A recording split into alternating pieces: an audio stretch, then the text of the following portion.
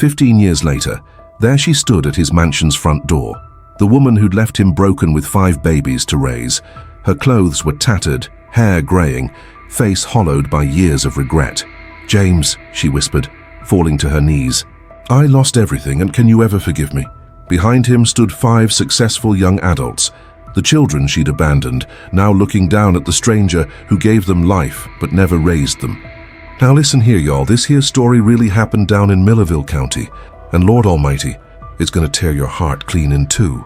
I'm fixing to tell it to you just like old Miss Martha told it to me, tears streaming down her weathered cheeks. James Wesley, 35 years old and worn down to the bone from working double shifts at that sawmill, dragged himself home that Friday evening like a man carrying the weight of the world. His calloused hands ached, his back screamed, but he pushed through that pain because he had 5 little mouths to feed and a wife who complained every blessed day about having nothing nice. But when he stepped onto that creaking porch, something felt wrong, dead wrong. The house was silent as a tomb. No baby crying, no children's laughter, no Rebecca humming while she cooked supper. Just nothing. "Rebecca, sugar, where y'all at?" His voice cracked with exhaustion and growing fear. Then he saw it. The front door hanging wide open like a mouth screaming in anguish. His heart started hammering against his ribs as he stumbled inside, calling their names louder and louder until his throat was raw. The letter was crumpled on their marriage bed, written in Rebecca's cruel hand. "Found my real love with Billy. Ray, these babies ain't nothing but chains around my neck. I'm done being a mama, you deal with them." Not even a goodbye, not even an apology, just cold, heartless abandonment. James read them words 3 times before they sank in like poison. Billy Ray Harrison, the boy whose tears he'd wiped when his daddy passed, who'd slept on their couch countless nights, who'd called him brother while stabbing him in the back. The betrayal cut deeper than any blade ever could. Then he heard, "Thurt," baby Johnny's desperate wailing echoing from the back room like a wounded animal. James ran, his boots thundering on them wooden planks, and found horrors that would haunt him forever. Johnny, just 8 months old, was burning up with fever, his tiny body convulsing in that soiled crib. His diaper hadn't been changed in hours, maybe days. The twins were locked in the closet, sobbing and clawing at the door, their little voices hoarse from screaming, "Mama! Mama!" Sophia was curled up under the kitchen table, sucking her thumb and shaking like a leaf, her pretty dress stained with something awful. And Miguel, sweet 7-year-old Miguel, was trying to feed the baby with his own tiny hands, tears streaming down his dirty face as he whispered, "Daddy's home now, Johnny. Daddy's gonna fix everything." James dropped to his knees on that cold floor and let out a sound that ain't human, part scream, part prayer, part dying animal's last breath. His whole world had crumbled in one devastating moment. 10 years of marriage, 5 innocent babies, and a love he'd thought was unbreakable, all destroyed by that selfish woman's cold heart. As he gathered them, traumatized children in his trembling arms, feeling their little bodies shake with fear and confusion, James realized the awful truth. He was completely alone with 5 babies who needed everything, and he didn't have the first clue how to be both mama and daddy to them precious souls. But right there, with his children's tears mixing with his own, he made a vow that would either save them all or destroy him trying, and Lord have mercy, what came next would test that promise in ways no man should ever have to endure. Before we continue this emotional story, put in the comments below which city you're watching from. It'll be a pleasure to give your comment a little heart. Now let's continue this exciting story. That first week, honey, was pure torment on earth. James hadn't slept more than an hour at a stretch since finding that letter, and his body was giving out on him fast. Baby Johnny's fever wouldn't break. No matter how many cold cloths James pressed to that tiny forehead, the poor little thing would cry and cry until his voice was just a whisper, then fall into fitful sleep, only to wake up burning hot again. "Please, Lord," James would whisper into the darkness, "don't take this baby too. I can't lose him on top of everything else." The twins, Tommy and Billy, were having nightmares, something awful. They'd wake up screaming for their mama, and when James would rush to comfort them, they'd look at him with such confusion and fear. "Where mama go, Daddy?" little Tommy would ask, his bottom lip trembling. "She coming back?" And James would hold them close, not knowing what to say, his heart breaking into smaller pieces each time. Sophia had stopped talking altogether. That sweet little girl who used to chatter like a mockingbird now just sat in corners, staring at nothing. She wouldn't eat, wouldn't play, wouldn't even cry. When James tried to brush her tangled hair, she'd flinch away like he was gonna hurt her. The silence from that child was worse than any screaming. Miguel, bless his little heart, was trying so hard to be the man of the house at just 7 years old. He'd attempt to change Johnny's diaper with his tiny hands, spilling powder everywhere. He'd try to cook breakfast on that old wood stove, nearly burning down the kitchen. "I can do it, Daddy," he'd insist, even when he was clearly overwhelmed. "I'm big enough to help." By the third day, James realized he couldn't keep this up and work at the sawmill too. When he called in sick again, his boss, Mr. Patterson, came by the house personally. "James, son, I understand you're going through something terrible," the old man said, standing on the porch, "but I got a business to run. You don't show up tomorrow, I gotta let you go." James looked back at his children, Johnny still fevering, the twins clinging to his legs, Sophia like a little ghost, Miguel trying to sweep with a broom twice his size. "I understand, sir," James said quietly. "I truly do, but these babies need me more than anything right now." When Mr. Patterson drove away, James realized he'd just lost the only steady income he had. No job meant no money for food, medicine, or keeping the lights on. The weight of it all crashed down on him like a landslide. That night, after finally getting Johnny's fever to break and the other children settled, James sat on his front porch and wept like he hadn't since he was a boy. Miss Martha, his elderly neighbor, heard his sobs and came walking over in her housecoat and slippers. "Oh, honey child," she said, settling her old bones on the porch steps beside him. "This ain't right what that woman done to y'all." "I don't know how I'm gonna do this, Miss Martha," James confessed, his voice raw with exhaustion and despair. "I don't know the first thing about raising babies. Johnny almost died today from that fever, and I didn't even know what to do. These children need their mama, and she just threw them away like yesterday's garbage." Miss Martha reached over and patted his trembling hand. "Listen to me, James Wesley. The Lord don't give us more than we can handle, though I know it don't feel that way right now. Them babies in there, they need you more than they ever needed. Her, you got love in your heart, and sometimes that's all children really need." As if summoned by her words, little Miguel appeared in the doorway, rubbing his sleepy eyes. "Daddy, Johnny's crying again," and Sophia wet the bed. James looked at that precious boy, trying so hard to be strong when he should have been sleeping peacefully in his own bed, and something shifted inside him. These children were counting on him. They had nobody else in this whole wide world. Standing up on shaking legs, James made a decision that would change everything. Tomorrow he'd figure out how to be everything these babies needed, even if it killed him trying. But what came next would test his resolve in ways he never could have imagined. By the second week, y'all, James Wesley was living through what can only be described as a parent's worst nightmare. The electricity got cut off on Monday morning, right in the middle of trying to warm Johnny's bottle. That precious baby was crying something fierce, and James had to heat the milk over a candle flame, his hands shaking so bad he nearly dropped.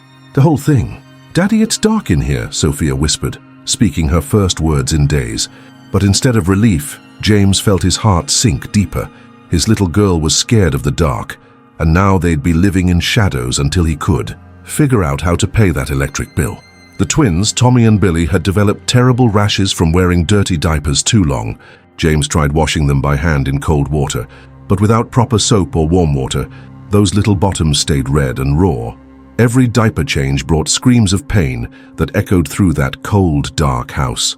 "I'm sorry, babies," James would whisper, tears streaming down his face as he tried to clean them gently. "Daddy's trying his best, I promise." Miguel had started wetting the bed again, something he hadn't done since he was 3. The poor boy was so embarrassed, he'd try to hide the wet sheets, sleeping on the floor instead. When James found him, curled up on them hard wooden boards one morning, shivering in his thin pajamas, it took every ounce of strength not to break down completely. The food situation was getting desperate. They'd eaten the last can of beans the night before, and the children were asking for breakfast with hollow, hungry eyes. James opened every cabinet, every drawer, searching for something, anything, to feed his babies. All he found was a box of stale crackers and some water. That's when little Johnny started refusing even his bottle. The baby was getting thinner by the day, his tiny ribs showing through his pale skin. James tried everything, walking him, singing to him, begging him to drink, but Johnny would just turn his head away and cry that weak, heartbreaking cry of a child slowly starving. "Please, Lord," James prayed on his knees beside Johnny's crib. "I'll do anything. Take everything I have, but don't let these children suffer for my failures." It was then that Miss Martha knocked on the door, carrying a covered dish that smelled like heaven itself. "James, honey, I made too much chicken and dumplings," she lied kindly, knowing full well what was happening in that house. "Y'all mind helping me finish it?" The children's faces lit up like Christmas morning when they saw that food. They ate like they hadn't seen a meal in weeks, which wasn't far from the truth. James tried to refuse his portion, wanting to save every bite for the babies, but Miss Martha wouldn't hear of it. "You can't take care of them children if you're half dead yourself," she scolded gently. After the meal, when the children were playing quietly for the first time in weeks, Miss Martha pulled James aside. "Listen here, son. I've been thinking about your situation. My late husband's recipe book is gathering dust in my attic. He used to make the finest peach cobbler in 3 counties, sold it at the county fair every year." James looked at her with confusion. "Miss Martha, I appreciate the thought, but I can't even afford ingredients for—" "Hush now and listen," she interrupted. "I got a proposition. You come by tomorrow morning. I'll teach you that recipe. I'll front you the money for ingredients, and you can pay me back when you start selling. It ain't much, but it's a start." That night, as James tucked his children into bed, all 5 of them sleeping in his room now because it was the warmest, he felt something he hadn't felt since Rebecca left. Hope. It was small, fragile as a butterfly's wing, but it was there. "Daddy," Miguel whispered in the darkness, "are we going to be okay?" James looked at his son, too young to carry such worries, too old to believe simple reassurances. "We're gonna fight, son," he said quietly. "We're gonna fight for each other every single day." But as Johnny started crying again in the next room, and the twins began coughing from the cold, James wondered if hope alone would be enough to save his family from the darkness that seemed determined to swallow them whole. What he didn't know was that this small spark of possibility would either light their way to salvation or burn out completely, leaving them in deeper despair than ever before. Now, y'all might think that Miss Martha's offer was the answer to all of James's problems. But Lord have mercy, learning to bake when you're bone-tired and desperate ain't as simple as it sounds. That first morning, James dragged himself to Miss Martha's kitchen at 5 o'clock, leaving the children still sleeping in their shared bed. The recipe looked like chicken scratch on yellowed paper, measurements that made no sense, instructions that assumed you knew what a pinch of this and a dab of that meant.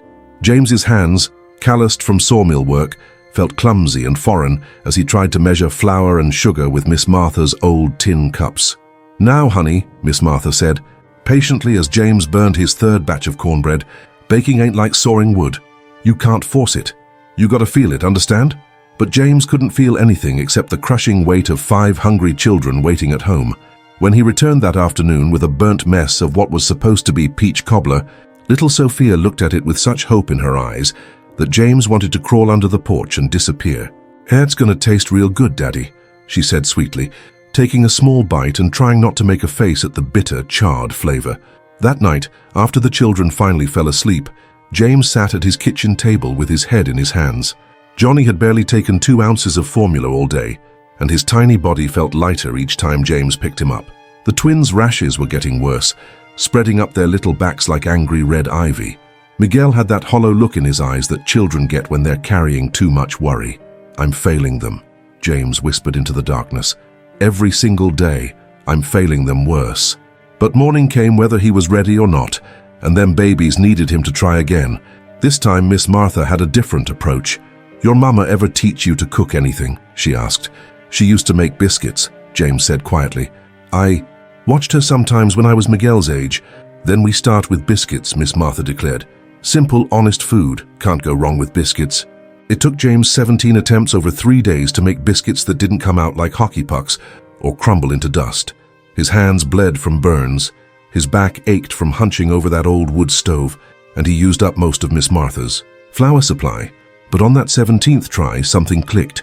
The biscuits came out golden brown, fluffy as summer clouds, with that perfect crispy bottom that spoke of love baked right in. When James brought them home, still warm and wrapped in a clean dish towel, his children's faces transformed. "Daddy made these?" Miguel asked in wonder, taking a bite and closing his eyes with pleasure. Even Sophia smiled, the first real smile James had seen since Rebecca left. And when Johnny actually reached for a piece of biscuit soaked in milk, James felt tears of relief stream down his face. "We're gonna make it," he whispered to himself, watching his babies eat like they hadn't in weeks. But making a few good biscuits at home was one thing. Selling them to strangers for money was entirely different. James's hands shook as he loaded his first batch into Miss Martha's old pickup truck the following Saturday morning. The county fair was bustling with folks looking for bargains and treats, but James felt like he was walking to his own execution. He set up his little card table with a handwritten sign, "Fresh biscuits, 25 cents. His first customer was Mrs. Henderson from the general store, a woman known for her sharp tongue and sharper opinions. "These any good?" she asked suspiciously, eyeing James's simple presentation. "Yes, ma'am," James said quietly. "Made 'em fresh this morning." She took a bite, chewed thoughtfully, and James held his breath. After what felt like an eternity, she nodded. "I'll take 6. That day, James sold 23 biscuits for a total of $5.75. It wasn't much, but when he got home and showed the children that handful of coins, they looked at him like he'd brought home a treasure chest. "Daddy, you did it," Miguel said proudly. "You really did it." For the first time since Rebecca walked out, James felt like maybe, just maybe, he might actually be able to save his family after all. But what none of them knew was that their biggest challenges were still waiting just around the corner. Well now, you all might think that $5.75 would have been cause for celebration. But let me tell you what happened when reality came knocking on James Wesley's door like a bill collector on payday. That very next Monday morning, while James was trying to stretch that small victory into another day of hope, little Johnny started having breathing troubles that would make your heart stop cold. The poor baby's tiny chest was working so hard you could see his ribs pushing in and out like he was drowning in air. His lips had turned a shade of blue that ain't natural on any living thing. "Miguel, run get Miss Martha," James shouted, his voice cracking with pure terror as he held Johnny against his chest, feeling that little heart racing like a hummingbird's wings. When Miss Martha came rushing over in her housecoat and slippers, she took one look at that baby, and her face went white as Sunday sheets. "James, honey, this child needs a doctor right now. This ain't something you can fix with love and prayer alone." But James didn't have money for no doctor. That $5.75 was already spent on formula and a small bag of flour. "I can't afford," he started to say, but Miss Martha cut him. "Hoff, some things are more important than money, son. Get in my truck." The emergency visit to Dr. Thompson cost $43, money James didn't have and couldn't possibly earn in time. Johnny had developed pneumonia, and without proper medicine, that precious baby might not see another week. Dr. Thompson, a kind man with tired eyes, looked at James with a mixture of sympathy and concern. "Mr. Wesley, I'll extend you credit this time, but this child needs medicine, proper nutrition, and warmth. These conditions, they're not suitable for a sick infant." When they got home, Sophia met them at the door with tears streaming down her little face.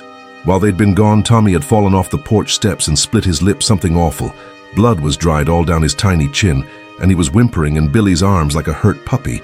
"I tried to catch him, Daddy," Billy said, his own eyes red from crying. "I tried real hard, but he fell anyway." That night, as James sat up with Johnny, trying to get medicine down that baby's throat while Tommy's swollen lip made eating nearly impossible, he felt like he was trying to hold back a flood with his bare hands. Every time he fixed one problem, 2 more appeared like weeds after rain. The biscuit business that had seemed so promising just days before now felt like a cruel joke. James could barely keep up with the children's immediate needs, let alone find time to bake and sell enough to make a real difference. His hands were raw from working, his eyes burned from lack of sleep, and his heart was breaking a little more each day.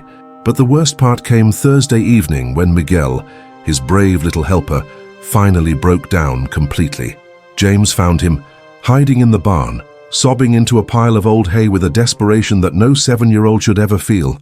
"I can't do it anymore, Daddy," Miguel cried, his small body shaking with exhaustion and fear. "I try to help with the babies, but they keep crying, and Sophia won't talk, and Johnny's so sick, and I don't know how to make anything better." James pulled his eldest son into his arms and felt something crack inside his chest. This child had been carrying the weight of an adult's responsibilities for weeks now, trying to be the man of the house when he should have been playing with toys and catching fireflies. "I'm sorry, son," James whispered, his own tears falling into Miguel's hair. "You shouldn't have to worry about any of this. That's my job, not yours." "But what if you can't do it either, Daddy?" Miguel asked with the heartbreaking honesty that only children possess. What if we all end up hungry and sick and nobody wants to help us? James looked into his son's worried eyes and realized that his children were losing more than just their mama's presence. They were losing their childhood, their sense of security, their belief that daddy could fix anything. And the truth was, James wasn't sure he could fix this either. As he carried Miguel back to the house, passing by Sophia sitting silent on the porch steps and hearing the twins' restless crying from inside, James made a decision that would either save his family or destroy what little they had left. Tomorrow he would risk everything on one desperate gamble that could change their lives forever, or leave them with nothing at all. Now listen here, y'all. When a man's got his back against the wall and 5 babies depending on him, he's liable to do things that would scare him senseless in normal times. James Wesley was about to prove just how far a desperate father would go to save his children. That Friday morning, while Johnny struggled with each labored breath and the medicine bottle sat empty on the kitchen counter, James made a decision that would either rescue his family or destroy them completely. He was going to bet everything he owned, the house, the land, even his daddy's old truck, on expanding the baking business before he was ready. "Miss Martha," he said, standing on her porch with his hat in his trembling hands, "I need to ask you something that might sound plumb crazy." Miss Martha took one look at his hollow eyes and desperate expression and invited him in for coffee. When James laid out his plan, borrowing against everything to buy proper baking equipment, renting space at the county market, and producing enough baked goods to actually make a living, she nearly choked on her morning brew. "James, honey, that's a mighty big risk for a man who just learned to make biscuits last week. I know it sounds foolish," James said, his voice breaking, "but Johnny needs more medicine, the twins need proper food, and Miguel's carrying burdens no child should bear. I can't keep watching my babies suffer while I play it safe." What James didn't tell Miss Martha was that he'd already visited the bank that morning. Mr. Thompson at First National had looked at him like he'd lost his mind when James requested a loan using his property as collateral. "Mr. Wesley, you understand that if this venture fails, you'll lose your home. Where would you and those children go?" James had stared at that banker's polished desk and said the words that still made his stomach churn. "We're already losing everything anyway, sir. At least this way we're fighting back." The loan papers sat on his kitchen table that evening like a coiled snake, waiting to strike. $500, more money than James had ever seen at one time, but also more debt than he could repay if the business failed. One signature would either save his family or make them homeless. As he sat there staring at those papers, little Sophia climbed into his lap for the first time since Rebecca left. Her tiny arms wrapped around his neck, and she whispered in his ear, "Daddy, I had a dream that we lived in a big house and had lots of food, and Johnny wasn't sick anymore." The pure trust in her voice nearly broke him. Here was his little girl still believing her daddy could make everything right, even when the evidence suggested otherwise.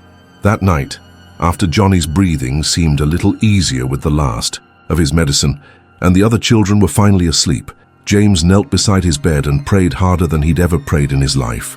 "Lord, I don't know if this is your will or my own pride talking, but I can't watch these babies waste away anymore. If this is wrong, please show me another path, but if there's any chance this could work, please guide my hand." When morning came, James signed those papers with fingers that shook like autumn leaves. Within hours, he was at the county market, using borrowed money to buy mixing bowls, baking pans, and enough ingredients to either make his fortune or dig his grave. The first day of his expanded operation was a disaster that would have made a grown man weep. The cornbread burned while he was mixing biscuit dough. The peach cobbler turned out soggy because he misjudged the oven temperature. By noon, he'd wasted $30 worth of ingredients and had nothing to show for it but a pile of inedible mistakes.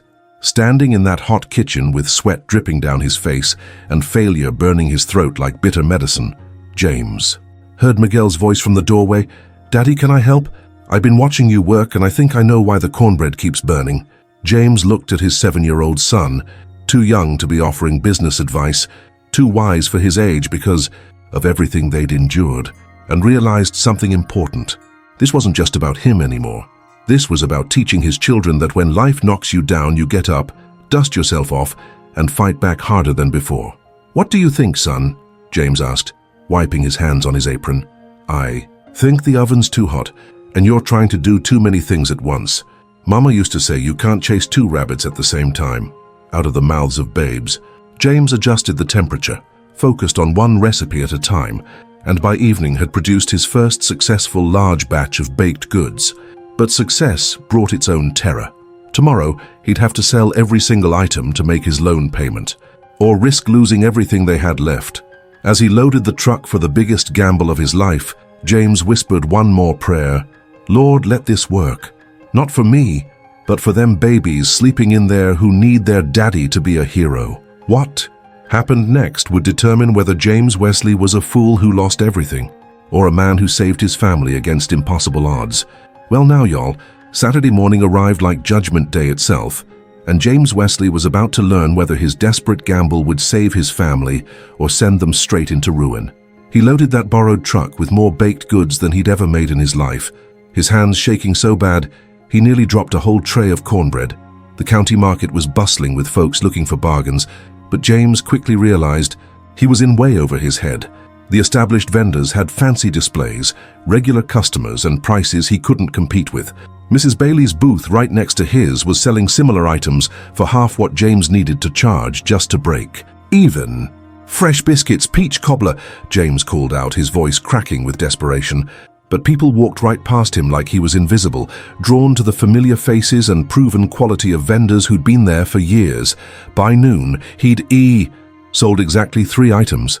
3 out of the dozens he needed to sell just to make his first loan payment. The math was simple and terrifying. At this rate, he'd lose the house, the children would have nowhere to go, and all his desperate efforts would amount to nothing but a bigger disaster. That's when the bottom truly fell out. Miss Martha came running to his booth with terror written all over her face. "James, you need to come home right now. Something's wrong with Johnny." James abandoned his unsold goods and raced home to find Dr. Thompson's car already in his driveway. Inside, Johnny was having some kind of seizure, his tiny body convulsing while Sophia screamed and the twins cried in terror. Miguel was trying to comfort everyone while fighting back his own panic. His fever spiked to 104, Dr. Thompson said, grimly. Without proper medication and nutrition, his little body just can't fight this infection anymore. "James, this child needs to be in a hospital." "I don't have money for no hospital," James said, his voice hollow with defeat. "I just bet everything we had on that business, and it's failing already." Dr. Thompson looked at him with something between pity and frustration. "Then we need to call the county welfare office.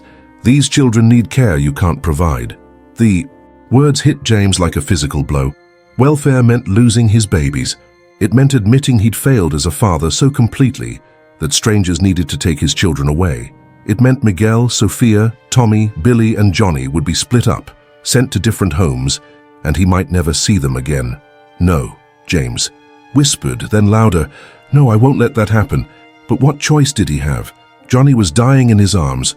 The other children were traumatized and malnourished, and he'd just gambled away their last hope of security. As Dr. Thompson prepared to make that terrible phone call, James felt something inside him shatter completely. That evening, after Johnny had been stabilized with medicine James couldn't afford, and Dr. Thompson had reluctantly agreed to wait one more day before calling welfare, James sat on his porch steps and stared at the unsold baked goods that represented his family's doom. Miguel came and sat beside him, this brave little boy who'd been forced to grow up too fast. "Daddy, are they going to take us away?" James couldn't lie to him. "I don't know, son. I tried so hard to make this work, but I think I just made everything worse." "Maybe," Miguel said quietly, "but at least you tried. Mama didn't even try." Those words, spoken with such simple wisdom by a 7-year-old, cut straight to James's heart. Here was his child, facing the possibility of losing everything, and still believing in his father's love even when that love wasn't enough to save them. That night, as James kept vigil over Johnny's labored breathing and listened to his other children's restless sleep, he made a decision that surprised even himself. He wasn't going to give up. Not yet. Tomorrow he'd try something different, something desperate, something that would either be the miracle they needed or the final nail in their coffin. Because sometimes, when you're down to your last breath and your children are counting on you, the only choice is to bet everything on one final impossible play. But what James didn't know was that help was coming from the most unexpected place, and his darkest hour was about to become the turning point that would change their lives forever.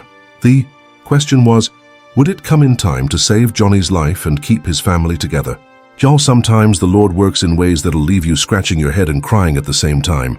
Sunday morning came like a sledgehammer to James Wesley's already broken heart.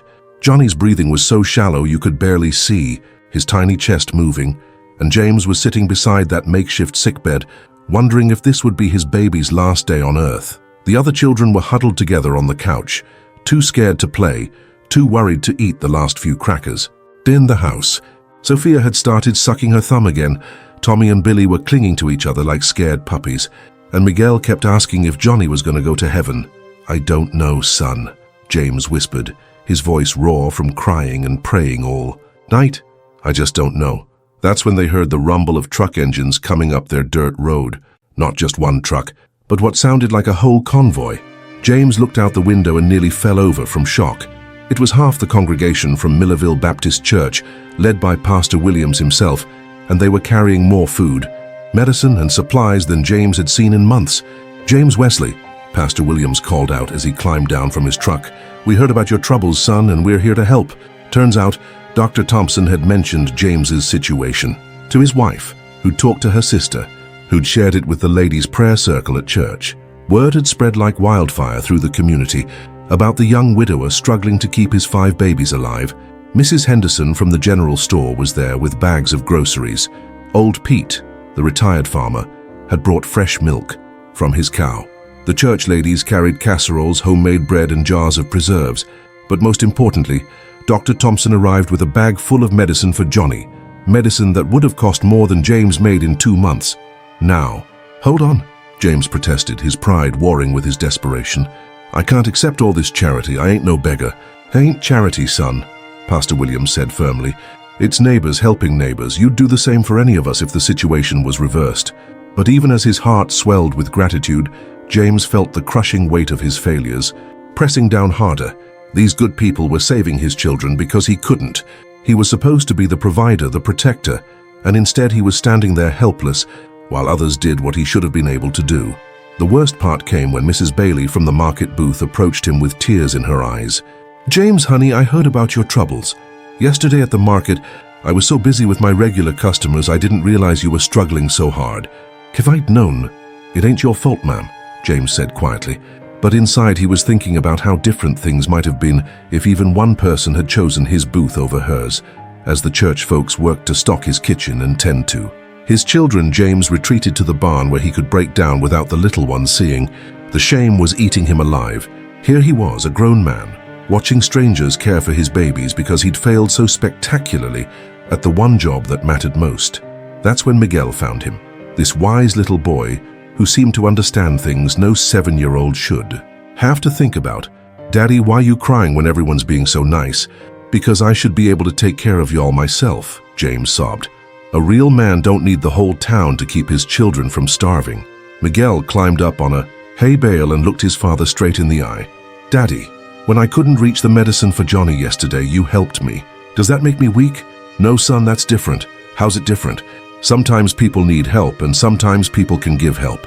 Maybe right now, God's using these folks to help us so we can help somebody else later." Out of the mouths of babes, y'all. This child who'd been through more hardship than most adults somehow understood something about grace and community that James was too proud and broken to see. When they went back to the house, Johnny was already looking better. The medicine was working. His fever was breaking. And for the first time in weeks, that precious baby managed a tiny smile when Sophia sang him a lullaby. But the real miracle came that evening when Pastor Williams pulled James aside for a private conversation that would change everything. "James, the church board has been talking, and we've got a proposition for you. We're planning to expand our weekly fellowship dinners, and we need someone to handle the baking. Here it's steady work, steady pay, and you could do most of it from home." James stared at the pastor like he'd spoken in a foreign language. After everything that had gone wrong, after all his failures and desperate gambles, was it possible that salvation had been waiting right there in his own community all along? "But Pastor, I ain't even a regular member of your congregation." "Son, faith ain't about perfect attendance, it's about community, and you're part of ours whether you know it or not." As James tucked his children into bed that night, all 5 of them breathing easy, bellies full and hearts hopeful, he realized that sometimes the Lord's plan looks nothing like what we expect, but it's exactly what we need. Tomorrow would bring new challenges, but tonight, his family was safe, fed, and surrounded by love they hadn't earned but desperately needed. Now listen here, y'all, just because the church folks came to help, don't mean James Wesley's troubles were over. No, sir. The hardest part was still ahead, learning to build a real life from the broken pieces of everything that had come before.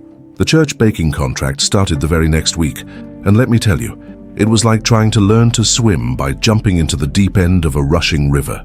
Pastor Williams needed James to provide fresh rolls, cornbread, and desserts for their Wednesday night fellowship dinners and Sunday potlucks, feeding sometimes up to 100 people with mouths that expected quality food.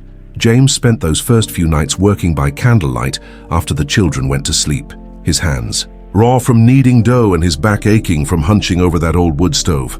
But every time he wanted to quit, he'd look in on his babies sleeping peacefully for the first time in months, and he'd find the strength to keep going. The learning curve was brutal, y'all. His first batch of dinner rolls came out hard as rocks. The cornbread crumbled into dust when folks tried to cut it, and his apple cobbler turned into something that looked more like apple soup with a crusty lid. James stood in that church kitchen Wednesday night, watching good Christian folks try to politely choke down his disasters, and wanted to crawl under the nearest pew. "Don't worry, son," old Mrs. Patterson whispered kindly. Even Moses had to learn to lead before he could part the Red Sea. But it wasn't just the baking that was wearing James down to nothing. Taking care of 5 children while trying to build a business was like trying to juggle flaming torches while riding a bucking bronco. Johnny, though recovering, still needed medicine every 4 hours around the clock. The twins had developed a habit of getting into everything the moment James's back was turned.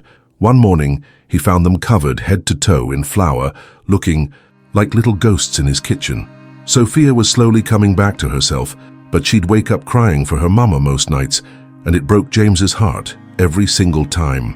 He'd hold her close and try to explain why mama had to go away, but how do you tell a 5-year-old that her mother chose to abandon her without destroying what little innocence she had left? Miguel, bless his heart, was trying so hard to be the man of the house that he'd forgotten how to be a child. James would find him at 7 years old, trying to discipline the twins, attempting to cook breakfast, or sitting up at night worrying about money like he was the daddy instead of the son. "Miguel, honey, you don't need to carry all this weight," James would tell him, but the boy would just shake his head. "Somebody's got to help you, Daddy. You can't do everything alone." The financial pressure was relentless. Even with the church contract, money was tighter than bark on a tree. James was making just enough to keep food on the table and medicine in Johnny's bottles, but there was nothing extra for clothes, shoes, or the 1,000 little things growing children need. When Sophia's only dress got a tear that couldn't be mended, James sat at his kitchen table and cried over the 50 cents he didn't have to replace it. But the worst suffering came from the isolation James felt, even surrounded by all that community support.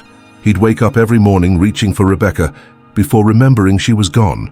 He'd catch himself saving up stories to tell her about the children's funny sayings or small accomplishments, only to realize he had nobody to share them with. The loneliness was like a physical ache that never went away, made worse by watching other families at church with their mothers and fathers together. 3 months into the church contract, just when James was starting to think maybe they could make it after all, disaster struck again. Johnny developed another respiratory infection, this one worse than before. Dr. Thompson's face was grim as he examined the baby. "James, this child's system is compromised. Every infection weakens him. More, he needs better nutrition, consistent warmth, and frankly, more medical care than you can provide working all hours trying to support 5 children." The unspoken threat hung in the air like storm clouds. If James couldn't keep Johnny healthy, the welfare office would step in again.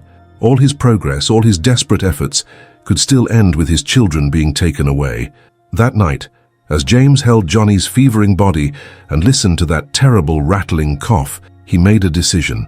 That terrified him more than losing the house had. He was going to expand the business again, but this time he'd do it right. He'd rent proper kitchen space, hire help, and build something big enough to truly support his family. The next morning, James walked into First National Bank looking like a man who'd aged 10 years in 10 months. Mr. Thompson, the loan officer, looked at him with barely concealed skepticism. "Mr. Wesley, you're already behind on your payments from the last loan. What makes you think—" "Because this time I ain't gambling with desperation," James interrupted, his voice steady despite his shaking hands. I got a proven track record. With the church, I got steady customers, and I got 5 reasons sleeping in my house that I can't afford to fail. James presented his business plan, such as it was, written in his careful handwriting on lined paper. He'd calculated every expense, projected every sale, and figured out exactly how much he needed to make the leap from struggling survivor to legitimate businessman. But even as he spoke the words with confidence he didn't feel, James knew he was walking the knife's edge between salvation and complete ruin. One more failure would mean losing everything: the house, the children, and any chance of keeping his family together. The banker studied the papers for what felt like an eternity before looking up with an expression James couldn't read. "Mr. Wesley, this is either the bravest thing I've ever seen or the most foolish. I'm honestly not sure which." James met his gaze without flinching. "Sometimes they're the same thing, sir. But them babies in my house deserve a daddy who fights for them, even when the odds are stacked against him." What that banker decided in the next 30 seconds would determine whether James Wesley became the man who saved his family against impossible odds, or the father who lost everything trying. "Well, now that banker stared at James Wesley for the longest 30 seconds in human history before sliding them loan papers across his mahogany desk. "Against my better judgment, Mr. Wesley, I'm going to approve this loan, but understand this is your last chance. Fail this time, and there won't be another." 5 years later, James stood in the kitchen of Wesley's Southern Kitchen, his successful restaurant and bakery, watching his children help serve the lunch crowd. But success hadn't erased the scars of those early years. It had just taught them all how to carry their pain with dignity. Miguel, now 12 years old, managed the cash register with the serious demeanor of someone who'd learned responsibility too young. Sophia, 10, charmed customers with her sweet smile while carefully avoiding any mention of the mother who'd abandoned her. The twins, Tommy and Billy, now 7, worked together stocking shelves with an efficiency born from years of helping their daddy survive. And Johnny, 5 years old and healthy as a horse, was the restaurant's unofficial mascot, though he still clung to James whenever strangers got too close. The business had grown beyond James's wildest dreams. They employed 15 people, served 3 counties, and had a catering contract with half the churches in the region. James had paid off every debt, bought a proper house for his family, and even managed to put money aside for the children's education. But the emotional wounds ran deeper than financial success could heal. James hadn't so much as looked at another woman in all those years. "My heart's got 5 owners," he'd tell anyone who asked, "and that's all the love one man can handle." The children had grown up carrying their own invisible burdens. Miguel still felt responsible for everyone's happiness. Sophia had trust issues that made her wary of getting close to anyone outside the family. The twins had learned to rely only on each other and their father. And Johnny, who had no real memory of his mother, sometimes asked questions that broke James's heart. "Daddy, why don't I have a mama like other kids?" Then, on a Tuesday morning that started like any other, their carefully rebuilt world got turned upside down again. James was in the kitchen preparing for the lunch rush when one of his waitresses, Sarah, came back looking white as a sheet. "Mr. James, there's a woman out front asking to see you. She says she's the children's mother." Time stopped. James felt his blood turn to ice water as 15 years of buried pain came rushing back like a dam bursting. Rebecca. After all this time, after all the healing and building and fighting to create something good from her destruction, she was back. When James walked into the dining room, he barely recognized the woman sitting in the corner booth. Rebecca looked like she'd aged 30 years instead of 15. Her hair was gray and stringy, her clothes worn and patched, her face hollow with the kind of suffering that comes from choices you can't undo. She was thin as a rail fence and shaking like a leaf in a storm. "Hello, James," she whispered, her voice barely audible above the restaurant's bustle. James stood there looking at the woman who'd once been his whole world, the mother of his children, the one who'd destroyed everything they'd built together. The rage he'd expected didn't come. Instead, he felt a bone-deep weariness, like looking at the ruins of a house that burned down long ago. "What do you want, Rebecca?" His voice was steady, controlled, empty of emotion. "I want," she started, then broke down crying. "I want to see my babies. I want to apologize. I want to try to make things right somehow." The children had noticed the commotion by now. Miguel stepped protectively closer to his father. Sophia had gone pale and was gripping the counter like she might fall down. The twins looked confused and Johnny was hiding behind James's legs. "Tell me about Billy Ray," James said quietly. "Tell me about the life you chose over your children." Rebecca's tears came harder now. "He left me after 3 years, took every penny we had and ran off with a younger woman. I've been living on the streets, James. Sleeping in shelters, begging for food. I lost everything and I finally understood what I threw away." "You threw away 5 babies who needed their mama," James said, his voice getting harder. "You threw away Miguel when he was 7 years old and trying to take care of everyone. You threw away Sophia when she was 5 and crying herself to sleep every night. You threw away Tommy and Billy when they were just toddlers who didn't understand why Mama was gone. And you threw away Johnny when he was a sick baby who almost died because you weren't here to help me take care of him." Each word hit Rebecca like a physical blow. She sobbed openly now, drawing stares from other customers. I know what I did. I was selfish and stupid and cruel. But I've changed, James. I've learned what really matters." James looked at his children, strong, successful, loving kids who'd built their lives around the hole their mother had left. They'd learned to trust him completely because they'd learned they couldn't trust her at all. "Sophia," James called gently. "Come here." "Honey." His daughter approached slowly, her eyes never leaving the stranger who'd given birth to her but never really been her mother.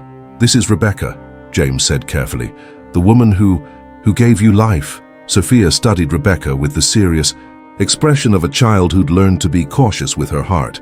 "Are you my mama?" she asked quietly. Rebecca nodded eagerly.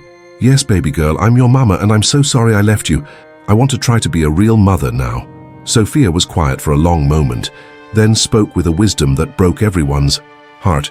"A mama is someone who takes care of you when you're sick and reads you stories at night and holds you when you're scared. My daddy's been my mama my whole life. You're just the lady who had me." The words hit Rebecca like lightning. She looked around the restaurant, at the successful business James had built, at the confident, well-dressed children who barely knew her, at the life that had flourished in her absence, and realized that she'd lost the right to be called their mother long ago. James made his decision then, standing in his restaurant surrounded by the family he'd raised alone. "Rebecca, I forgive you, not for your sake, but for ours. We can't carry anger and bitterness in our hearts and still be the family we've become. But these children are mine now.